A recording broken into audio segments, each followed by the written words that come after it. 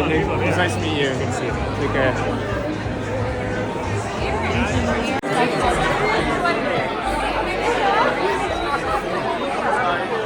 Thanks so much for coming. We still have people downstairs and outside, but this is pretty cool. Yeah. Welcome to the Manhattan Season 2 live event. So this is Serhant House, New York. We moved in here in 2021. It's obviously the office that we work in and operate in every single day. It's also the set of the greatest TV show in the history of the world. We're up here, the entire cast is here, they're hanging out, taking photos, go live, post, share it with all of us. I love that you have reacted so well to this show. It is the coolest thing ever.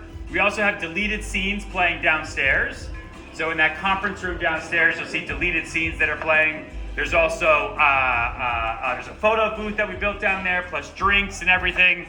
But because there's so many of you, maybe I could answer a couple questions. Does anyone have anything that you think would be good? What's a good question? Yeah, right there. I did not move to Manhattan yet. That is good for everybody to know.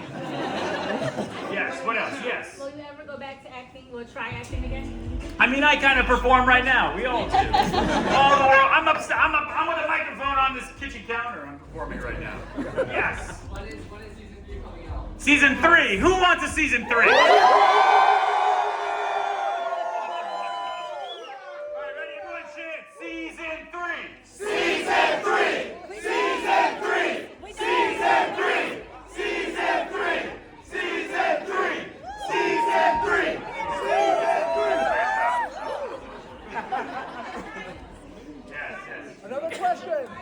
Another question here. Her question was, did I take the $45 million? And you bet your ass I did. No! Right, stay calm, stay calm. Everybody stay calm. More shower scenes. Wrong show! Jordan March showers every episode, season 3. With the cast. Yes, your hand's been up for a while. Yes. Hold on, everyone. Just be quiet for a couple more minutes. Yes. You said in the beginning of this season you didn't start off as svelte or as fit when you were younger, and your appearance had a lot to do with your confidence. Can you tell me how important it is for the way that you appear in this business in order to be successful?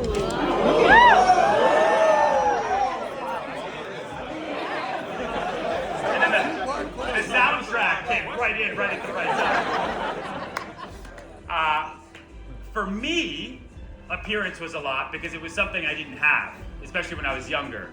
And you always want what you don't have, right? People who have the looks don't know what they have, so they always want the next thing.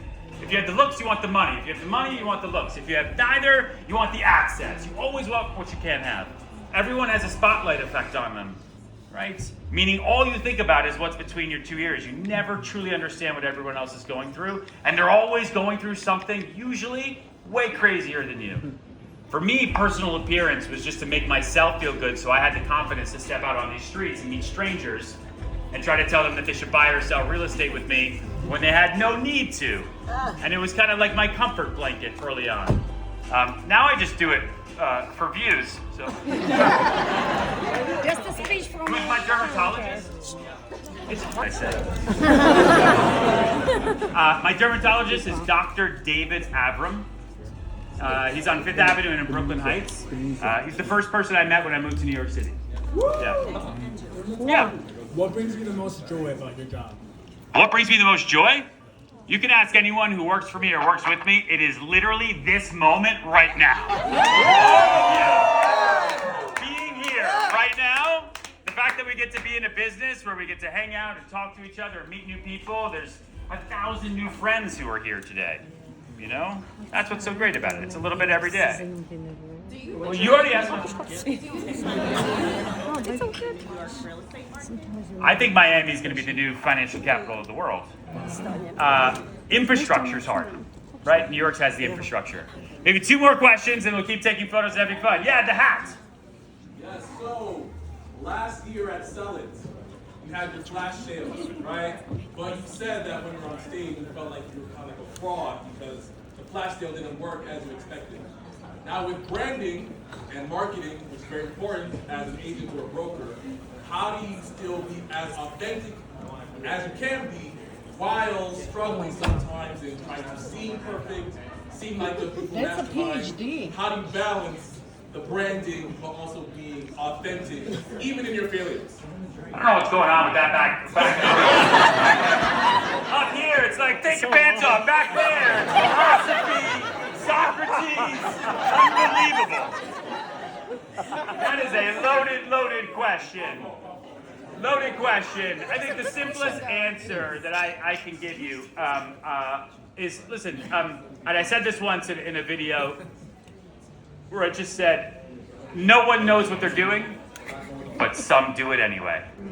Right? That's the best answer I can give to that.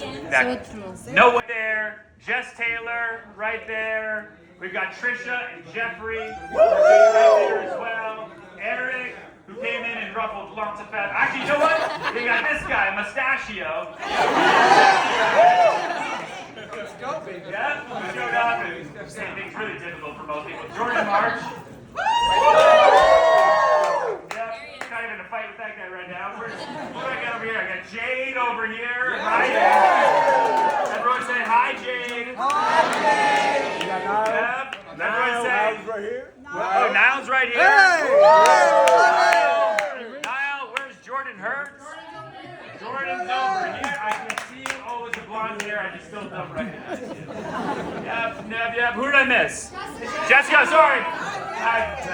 Talk about you. Jessica Yeah, Jessica's there. What else? Any other good questions about season 2? No? Mercedes is crushing it. Thank you. Yes. Positive, energetic, and motivated. How do I say so positive? Energetic and motivated. I have no choice. I think professionals operate their day based on the commitments that they make to themselves in the future. I think amateurs and everybody else make decisions based on how they feel. So if I'm having a bad day, an angry day, a ridiculous day, I just use it as fuel, right? It's fuel for the fire. And fuel can do 2 things. 1, they can heat your house, right? Or 2, it can burn your fucking house down. And so you get to make a choice every day. Do I want to use the fuel to heat my whole world and go out there, or do I want to use the fuel to ruin my day, which no one else cares about other than you in the future, who's going to say, you know what, you should have picked yourself up that day because we made it, right? Oh, what a motivational session. Great. Yes. Really blew up since season 1. What would you say was the most pivotal shift that occurred that has exploded the Serhant brand? So so we're doing kind of an experiment, actually. If you think back to like why we're doing this, I built a real estate sales team on the back of a TV show called $1 Million Listing New York on Bravo. Deep fans, right? So built a team on the back of that show. Started by myself, and by the end of that show, I had 65 people. We were doing $1 billion in sales a year. We were #1 in New York City. And so I said, okay, what do I do next? What if I build a company on top of Netflix with global exposure, and people can watch us go from startup to whatever is going to actually happen. From this season, right, on the offense, to fundraising, to whatever's going to happen in the following seasons, right? So it really put us on a global scale. I mean, Netflix is in 200 countries. It's insane. So the awareness and the organic lead funnel that comes in is something we could never, ever, ever afford. And we are now the only large-scale real estate brokerage, I think, in the world with a platform like this. It just doesn't exist. Wow. So yay us. Yeah. Yeah. All right. So I think okay. One more. What's it like, Ryan? When you build up your second company in the first year, so you spend the most of time on which part? The people. Yeah. Every business has 4 P's, right?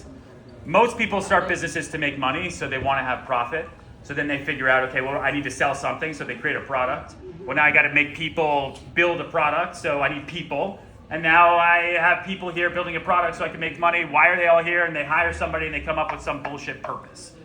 The real way to do it is you start with purpose, and you find the people that align with your purpose.